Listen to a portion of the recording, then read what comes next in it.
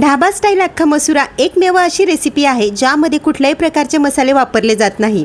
यामध्ये फक्त जास्त प्रमाणामध्ये कांदा आणि आपण हा कसा शिजवतो यावर याची चव अवलंबून असते। एक वाटीभर मी इथे रात्रभर अख्खा मसूर भिजत घातला होता। भिजत घालण्याच्या आधी त्याला 2 ते 3 वेळा स्वच्छ पाण्याने धुवून घ्यायचा, कारण त्याला पावडर लावलेली असते। यातलं आता संपूर्ण पाणी काढून टाकू। गॅसवर एक कढई गरम करायला ठेवली, त्यामध्ये 3 मोठे चमचे तेल घातलं। अख्खा मसुराला तेल आणि कांदे जास्त प्रमाणात लागतात। 1 वाटी अख्खा मसूर होता तर मी इथे 2 वाटी कांदे घेतले। हाय फ्लेमवरच आपल्याला कांदा 2 ते 3 मिनिटांसाठी परतून घ्यायचा आहे, किंवा मग याचा हलकासा रंग चेंज होईपर्यंत आपण कांदा इथे परतून घेऊ। कांदा 2 ते 3 मिनिटं परतल्यानंतर यामध्ये अर्धा चमचा जिरे घातलं। लसूण थोडासा आबडधोबड मी इथे कुटून घेतला, तो 1 ते 1.5 चमचा घालते। बाकीचा लसूण आपल्याला नंतर लागणार आहे तडक्यासाठी, तो नंतर वापरू। इथे एक महत्त्वाची टिप म्हणजे जिरा आपल्याला तेलामध्ये न टाकता कांद्यांमध्ये टाकायचा आहे।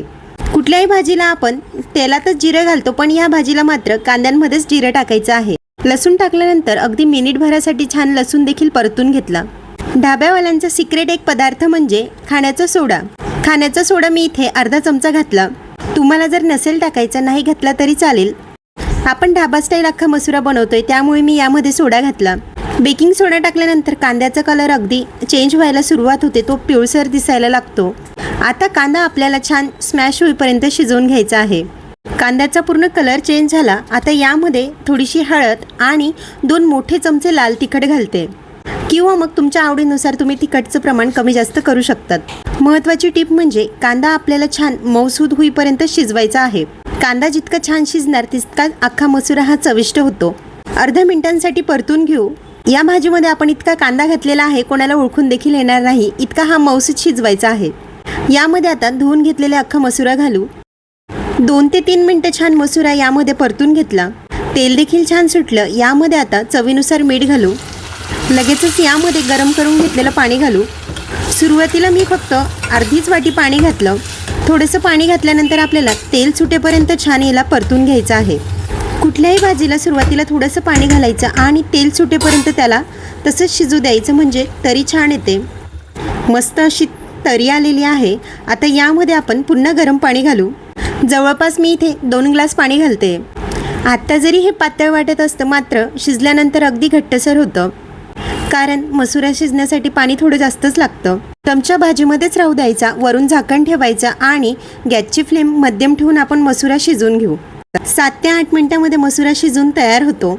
मध्ये मी झाकण अजिबात काढले नाही, डायरेक्ट 7 ते 8 मिनिटांनंतर चेक करते, तर मसुरा अगदी छान शिजलेला आहे। हाताने मी तुम्हाला इथे मसुरा दाबून दाखवते, तर अगदी मऊसूद असा शिजलेला आहे। यावर आपल्याला तडका द्यायचा आहे, तर तडका पॅनमध्ये मी 1 चमचा तेल गरम केलं, त्यामध्ये अर्धा चमचा जिरे आणि उरलेला जो लसूण होता तो टाकून घेतला। लसूण छान खरपूस रंगावर यामध्ये परतून घ्यायचा। तेल अगदी मी कडकडीत गरम करून घेतलं होतं। अर्धा चमचा मिरची पावडर घालते। असं वरून तडक्या दिल्यामुळे हा जो अख्खा मसुरा आहे अगदी ढाबा स्टाईल तयार होतो। वरून छान याचा तडका टाकला तर याची चव खूपच भारी लागते। तडका टाकल्यानंतर यामध्ये आपल्याला मिक्स करून घ्यायचं आहे। वरून छान हिरवीगार अशी कोथिंबीर घालू। अगदी दाटसर असा आपला अख्खा मसुरा तयार आहे। हा तुम्ही अगदी पोळीसोबत, जिरा राईससोबत देखील खाऊ शकता। अगदी घरच्या साहित्यामध्ये आणि कमी वेळेमध्ये आपला अख्खा मसुरा बनवून तयार आहे।